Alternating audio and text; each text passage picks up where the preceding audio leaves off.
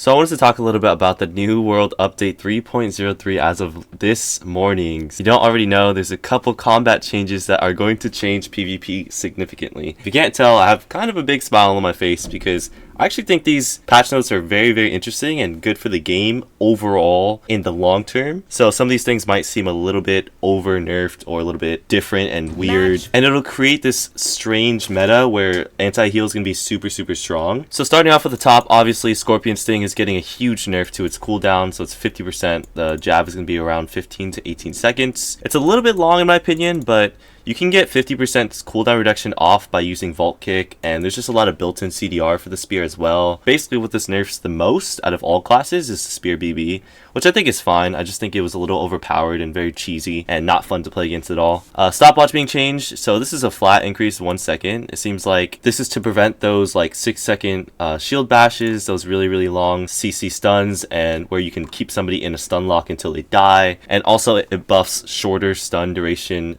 abilities, kind of like the new Bolt Caster bow. Instead of a 0.5 second stun, it'll be a 1.5 second stun. But in return for all that, they're reducing the they're increasing the damage reduction from 5% to 10%. So it's more of a damage fall off. Honestly, I think that's pretty significant. This is an okay change. I think it's fine. To be able to get that 1 second increased stun on things like Bolt Caster, Shield Bash and stuff, you have to not only lose 10% base damage, but you also are not allowed to play stamina recovery because it already has built-in purify. And not having stamina recovery in this meta just sucks. Like, it's not good at all. So I don't think it's gonna be essential on Bolt Caster. I personally won't put it in my Bolt Caster build. It's not worth it. On an extra 1 second on a conditional is just not worth it in my opinion. Odo, this is gonna buff Odo significantly by about 20% damage, so you can do it off trip now and off whatever knockdown enemies. So that's good. Disease status effects. So this is what's really important. So basically your disease, what it's saying here is that if you apply disease to a player, say a healer, they'll output less healing. So for example, if I plague somebody for plague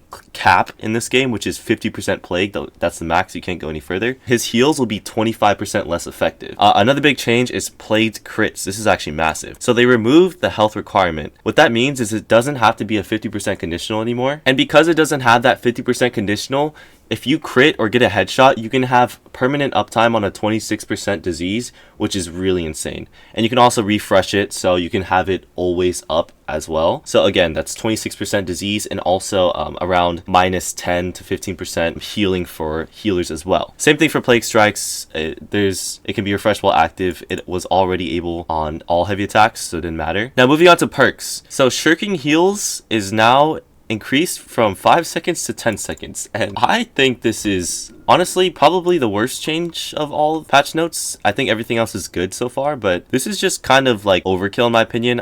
New World likes to do that a lot. Like, they like to over nerf things to see what reaction it gets out of people, and then eventually they'll balance it out. So in my opinion, I think 10 seconds is way too long. They should just make it 7 seconds. It's a good middle ground. 5 seconds was definitely too much uptime and way too broken in my opinion. Even just 5 seconds is fine because of all the plagued changes, so like Shirk Heals gonna be less effective anyways. I don't think this was necessary at all. It's just like killing the perk, and honestly Shirking Heals is dead. Sorry about that for all the people that just bought Shirk Heals BIS, but I will say just hold your horses. Like, I don't think it's gonna be change that's gonna go through for a long time, and they'll eventually nerf it, revert it back or buff it again to be viable. I know a lot of people got their Shirking Heals BIS pretty recently. Now slash less physical ward absorptions. Basically what this means is that you can negate bleed damage, which is also similar to dots. So things like Rain of Arrows, the new Heart Rune, those things can get negated by physical, which is pretty nice now. Exhaustive Net reduced from 8 seconds to 4 seconds. This is actually so insane. Like, I think maybe 5 seconds would have been fine. This is a really good change that I've been asking for, and I'm glad they changed it. It's gonna feel really good on live, especially against, like, if you stack 5 freedom, it's gonna feel really good that it doesn't really affect you that much, and it feels like in line with every other debuff in the game. As for Blunderbuss, it just got us some damage decreases around the board, along with some fortify decreases, and yeah, so things like Shrapnel Blast and the primary fire, and the primary fire is going to be reduced. So that's a big damage loss for Blunderbuss, which I think was needed with the new Ice Gauntlet artifact. And if you don't know what the Ice Gauntlet artifact is, it buffs your Blunderbuss by 15% damage, because as long as you have an ice effect on them. So you just toss a storm, your Blunderbuss is doing 50% more damage. So it's kind of a buff to that class, and it's a nerf to BB Fire Staff and BB Spear. Now Lifestaff got a change to Splash of Light. Its radius is reduced from 100 meters to 25. I'm not sure why they went through with this when they did this in the past and people didn't really like it. It's going to change the war meta for sure, and people are going to switch off of Splash of Light and go to double single target. So Light's Embrace plus Divine Embrace, and of course Sacred Ground. Very interesting change, but I honestly like it. I think Splash of Light is just too broken right now with how it can heal 5 players for like up to 6 to 8k each. As for Void Blade, they buffed Void Blade on Void Gauntlet, so it's now there's no more duration. It lasts as long as you have it out. Fixed several staggering attacks to not trigger the increment for the breakout dodge. If you don't know what the breakout dodge is, it's essentially when you get hit with 2 or 3 CCs in a row. CCs is like crowd control. You'll be able to get a free light roll dodge, so you can't get permanently chained by CC effects. For example, if you got double swept, then you would be able to get out of the second sweep because you can't, the game doesn't allow you to do double sweeps. Unfortunately for the flail sweep, it counted as a different kind of sweep, so you could do a double knockdown and it would still work, and it was super broken, and this is going to be great. I'm sure this is targeted more for flail than anything else, but that's really good as well. Really big game changer. Flail shouldn't be as abusive anymore. Same thing with this one down here that didn't stagger but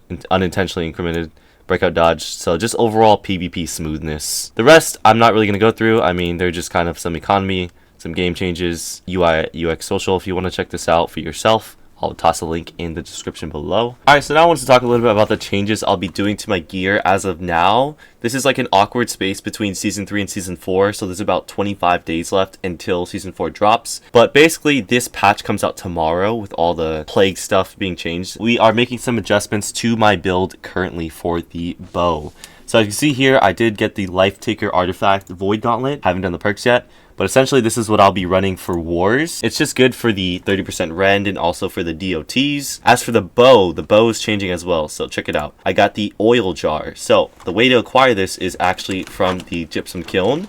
If you don't already know how to do that, check out my guide about the gypsum kiln and why it's so good. But basically, you get it from Barnacles, the B&B dungeon. It should pop up right down over here. Yeah, under Barnacles and Black Powder. And it is the oil jar. What it is an enchanted flame attunement locked. Very easily, all I did was I just grabbed it, crafted it. I had some chromatic seals left over, and I tossed plagued crits on that bad boy. So there you go. This is going to be the best in slot bow for as of war meta moving forward from tomorrow. I think this is just extremely good. Flame attunement does not get countered by flame resist, by the way. It's its own thing for some reason, along with the ice build, right? So the ice is all staying the same. It doesn't matter. Just toss an aquamarine, you're good to go. I think you lose a little bit of damage on flame attunement, but it doesn't really matter too much. Like I said, this is kind of like a temporary bow until I get my bolt caster in Season 4. I think this is a great bow, by the way. Definitely still run it. As of the finisher build, so if you wanted to play finisher with the new bow, the oil jar, unfortunately you won't have Keely Jagged to apply that bleed. I do think that plagued crits is way more value on instead of Keely Jagged, because 30% disease is just so good. The disease not only reduces healing incoming and effectiveness, but it also reduces outgoing healing for healers as well, which is why I think plague crits is just so essential this patch. Until they get it nerfed or something, I think this is just the play and what you want to go for. Now you can still play finisher if you want, and you can get that bonus 15% damage. You'll just have a lot less uptime. If you checked out my build for the Frost Archer, this is the skill tree right here. This is what I'll be doing if I wanted to play the finisher for max damage. So I'll have less uptime on that 15% bonus damage, but when I do hit them with the rain of arrows, I'll be dealing a lot more damage and also have that plagued crits uptime as well. Now another thing you can do if you're a little bit rich and you haven't put in your finisher perk already, you can put the last perk to be Keely Jagged instead, so you can have 2 bleed sources instead of just having 1. You'll have to proc Keely Jagged with the rapier. Now the third option here is to just play the full blood tree with Tondo, so you can get that extra damage off. You can play Tondo, evade, flourish, and finish. This is the skill tree you want to use. Nothing else really changes, just that skill tree, and you can still play the finisher with this bow. I just think plagued crits has so much value this patch, a lot more value than Keely Jagged. And if you don't already know, the red hot slag is the best in slot for the bleed rapier build. There it is, hardy bloodletting, and you can lock in ice damage or thrust damage. Now the last thing I want to talk about is the bolt caster itself. For the last random perk, I was always talking about saying Keely Jagged is essential to apply that DOT for the proccing of Mark. If you you don't know what Mark is, it's a 10% damage buff to foes suffering from a debuff, as well as the 50 int passive, which is a 5% damage increase to targets inflicted by a DOT. Both very important passives. I will be going with Plagued Crits instead if it does not get changed, because Plagued Crits does also count as a debuff, and unfortunately you won't be able to get the 5% DOT damage because, you know, it's not a DOT. But I think the Plagued Crits is way more worth than killing Jagged. And you can also get this damage increase bump by Rain of Arrows or Explosive Shot or Poison Shot anyways, so you don't have to fully rely on it, and also your teammates as well, right? And that's about all that's changing for the bow build. And I know you guys are waiting for the Lightning Bow Bolt Caster build, but I promise you it's gonna come out soon. I do not want to bait you guys into getting this gear just for it to get completely nullified or negated by season 4 with changes and stuff. Kind of like exactly what happened today with Plague Crits, right? If I was telling everybody on a video to go killing Jagged and then, oh wait, oops, it's actually Plague Crits, it would just cause a lot of confusion, and I don't want to do that. So I promise you it will come out before season 4, but as of right now, just stack up on your chromatic seals, stack up on your matrices, and get your mats or whatever, and you'll be good to go. If you found this video helpful, make sure to leave a like and comment, and you can check me out on Twitch. I'll be live at the time this video goes up. Check me out at twitch.tv/adorian510, and I hope this helped out, and peace out. Have a good rest of your day. See you.